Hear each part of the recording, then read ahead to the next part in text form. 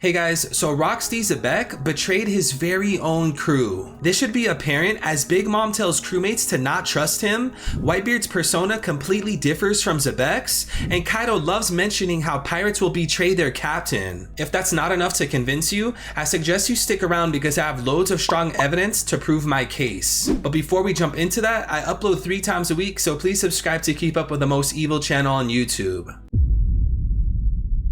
So this theory has been in the back of my mind for a while now, but what really convinced me is the most recent chapter that dropped. During chapter 1041, Kaido had a flashback of when he first joined the Rock's pirate crew. He remembers how Big Mom tells him she's going to be the king of the seas. I bring this up because this actually conflicts with Xebec's goal. In chapter 957, Sengoku told Marines that Xebec's goal is to be the king of the world. Whether these two titles are the same thing or king of the world is more grand, this is still very important because this shows that in the crew, their goals aren't even aligned. Unlike a crew like the Straw Hats, where all their goals perfectly tie into each other. This actually goes deeper because she also says to not trust Xebec because he's a scoundrel. This completely contradicts most pirate crews since they generally trust their captain. So why would Big Mom tell a newcomer to not trust Xebec? Honestly, it might be as simple as Xebec being a really selfish person. We can't say the whole crew is like that because clearly Whitebeard turned out to be a family man. And so did Big Mom, like especially Big Mom. Apparently 46 sons and 39 daughters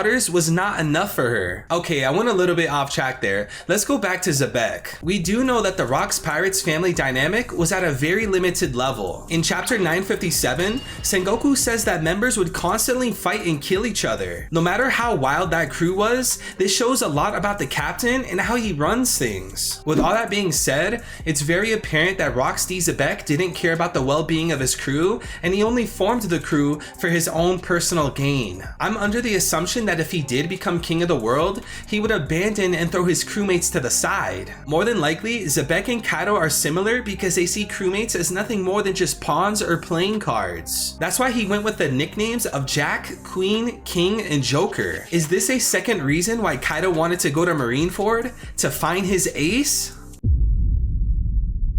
Throughout the course of the Wano arc, Kaido seems to be showing that he admires Xebec. We see this in chapter 1001 when Kaido asks Luffy how high his ceiling will go. The clouds above Luffy show Roger, Whitebeard, Oden, Shanks, and Xebec. Clearly if he sees Xebec as a top dog and a former captain, he has at least an ounce of admiration for Xebec. For example, in chapter 972 when Oden was executed, Kaido compliments Oden for having a spectacular death. This is exactly why Kaido sees Oden at the ceiling in terms of greatness. This ties into another big theme we see in Kaido and Xebec, which is dying a grand death. In chapter 994, Kaido tells the Scabbards that death is what completes a person. He also says that Roger and Whitebeard did it right. So looking back at the conversation he had with Luffy, we can assume that Xebec must have had a grand death too. But what is so grand about betrayal? I believe that is exactly why it's so grand to Kaido. Xebec most likely put up a good fight to not only Roger and Garp,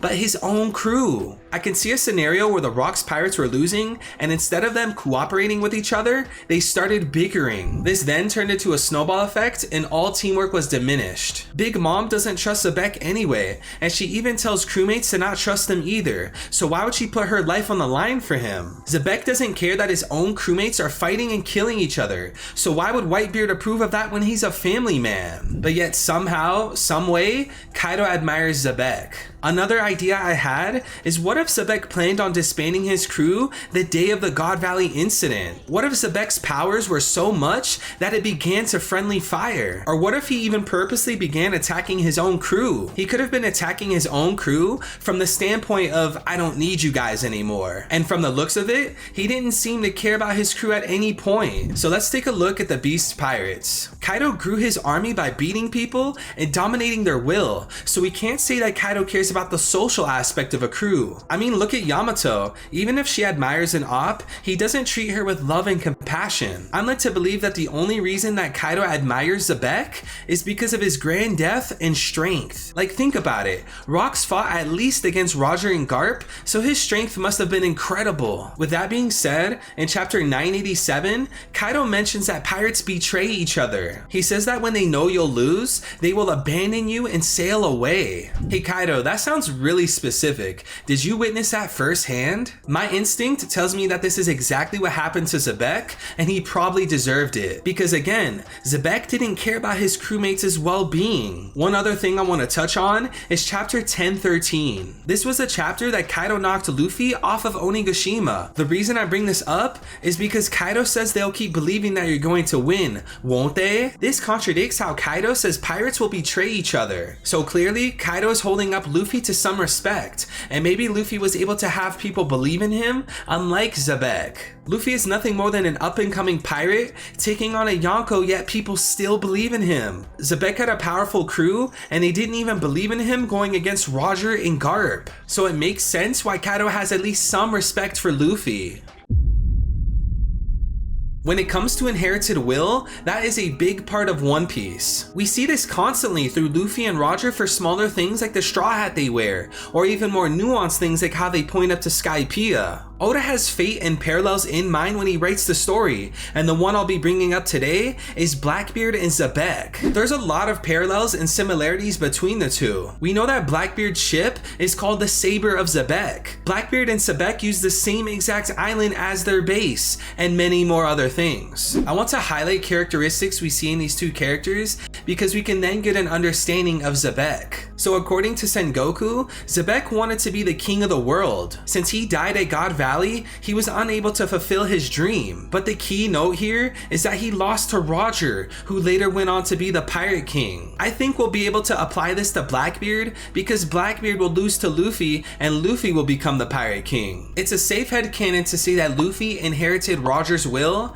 and Blackbeard inherited Xebec's will. Another example is how Blackbeard is a coward. Whether he's begging for mercy during a fight or uses cunning tactics to grow in the world of piracy, he does not have moralistic ways of victory. It's possible that during Xebec's defeat, he was begging for mercy as well, especially considering how Kaido says pirates will abandon you if they think you'll lose. When he was abandoned, he probably begged for mercy only to not receive any. The last characteristic I want to highlight is how Kaido and Blackbeard gather powerful people as a part of their crew. How they employ these pirates is through brute strength and fear. What I mean by that is Kaido breaks people's will until they submit and join his army, and Blackbeard makes people fight it out in a prison cell and recruits the winner. I could imagine that Xebec formed his crew using tactics like this. I don't think his crewmates actually admired and respected him like a typical crew does. He could have recruited all his members through something like Davy back fights, or by simply being stronger than them. When it comes to Blackbeard, Kaido, and Xebec,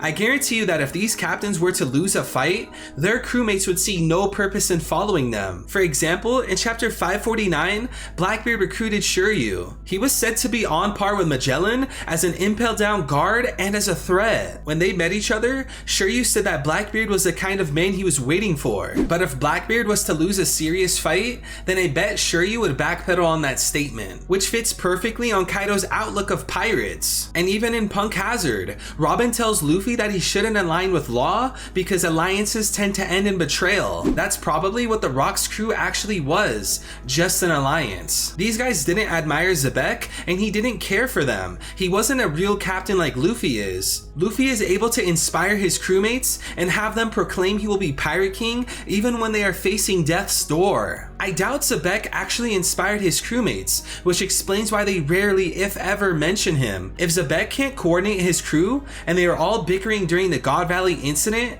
and they feel like Xebec is going to lose, it would make sense why pirates abandon each other. Morally, Xebec betrayed his crew due to his leadership and selfishness. Physically, the Rock's pirates abandoned Xebec due to him losing the incident. I have 2 videos on screen ready for you to watch, and I dare you to click one before this video ends. Bye!